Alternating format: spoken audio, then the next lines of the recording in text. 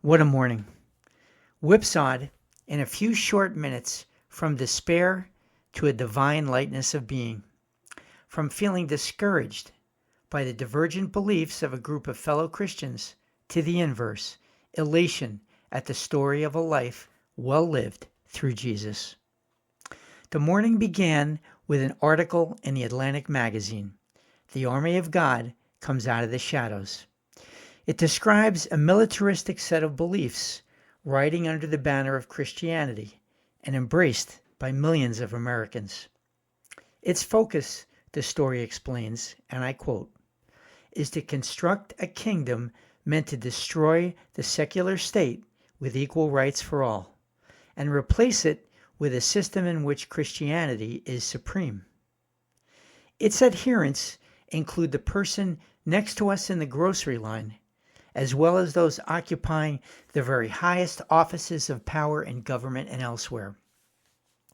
It describes a vision of America that seems incompatible with what Jesus preached: equality, mercy, and inclusion. A few short minutes after reading that story, my faith was unexpectedly redeemed by the televised celebration of a Christian life worthy of admiration, President Jimmy Carter, at his state funeral at the National Cathedral in Washington, D.C. The ceremony filled me with light and joy and hope.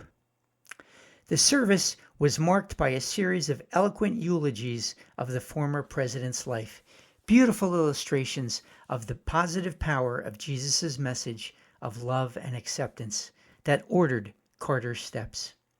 I would recommend listening to as much of this service as you have time for if you want powerful evidence of the power of faith. My dismay at the Atlantic story was not concern over the fragility of our democracy, but rather for the nascent seekers of this world, those just beginning to hear God's call. If my faith was less solidified than it is, the strident message of this group of Christians would have sent me in the opposite direction. But the spiritual aura of Carter's funeral, the witness borne and testimony delivered by those who knew him best, lifted me, reconfirming a deeply held belief: the power of faith to change the world. Carter worked tirelessly over the course of his long and fruitful life for social justice, peace, fairness, and inclusion, as well as being an unabashed Christian evangelist.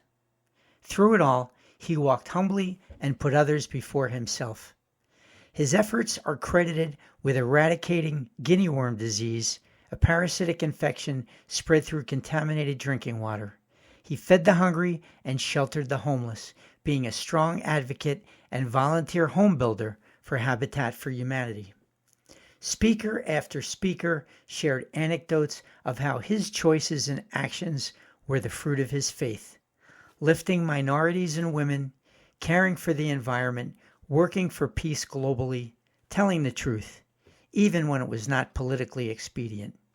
As the most powerful leader in the world, choosing restraint and reconciliation over retribution. He and his beloved wife Rosalind tended to the needs of the poorest among us, the least of these, who Jesus calls us to recognize, acknowledge, and care for. The ceremony was an effective antidote to the Atlantic story. The remembrances came from different perspectives, grandchildren, colleagues, friends, but all agreed that Carter was a good and faithful servant of God. More than one speaker cited these two scriptural passages in particular as the underpinnings of Carter's journey. Micah 6. What does the Lord require of you? To act justly, and to love mercy, and to walk humbly with your God. And Mark 12. Regarding the greatest commandment, Jesus said, love the Lord your God with all your heart, and with all your soul, and with all your mind, and with all your strength. And the second is this: love your neighbor as yourself. There is no commandment greater than these. As President Biden noted in his remarks, This commandment that Jesus cites as the greatest is easy to say, but not so simple to do. Former Ambassador to the United Nations Andrew Young, in his homily, quoted his friend Dr. Martin Luther King about what makes a great leader. King said it requires a tough mind and a tender heart. Carter had both, and so did Jesus. And it's not a bad example for us either. When we find ourselves deflated by this world, especially when it comes to something we hold fast to, like our faith, look for the light. It's always there to find. We can open our eyes to the evidence of the love that God has for all of us and the power that it unlocks in this life. The song pairing is Be a Candle. Until next time, stay safe, be brave, and keep walking in the light.